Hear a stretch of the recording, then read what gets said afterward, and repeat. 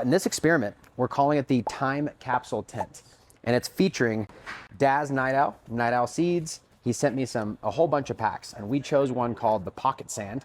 And I think it's kind of cool because we're calling it the Time Capsule, and you put sand in the hourglass to measure time. But in any case, I chose it because it's pre-98 episode 1 F4 crossed to Bruce Banner F3 auto, number 3 F3 auto.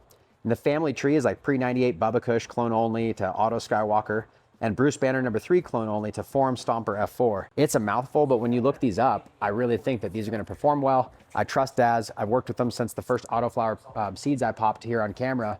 Previous to that, it had been like a decade, and they were like low riders. They were not very good crosses, and they kind of made me just not like Autoflowers. And so we'll see what happens. It could be they're both very uniform and beautiful. It could be one's bigger than the other. We're gonna document it. I might fail on camera because the whole goal of the Time Capsule Tent is once we pop these in our new Autoflower soil, which we've got over here, unlabeled, it's not available yet. We're gonna run our Autoflower soil. We're gonna run the Autopot XXL and the new grassroots fabric pots with the handles that fit the system. And we're gonna run the Daz seeds, the pocket sand. And once we get them hand watered and we turn on the Autopot reservoir, we're going to zip the tent, and we've got a big window on the front. That's all we're gonna use. I'm gonna try to show and document how really easy this can be for someone to produce their own, even if they're on a busy schedule. And I think the ultimate would be is if we don't have to go in the tent at all.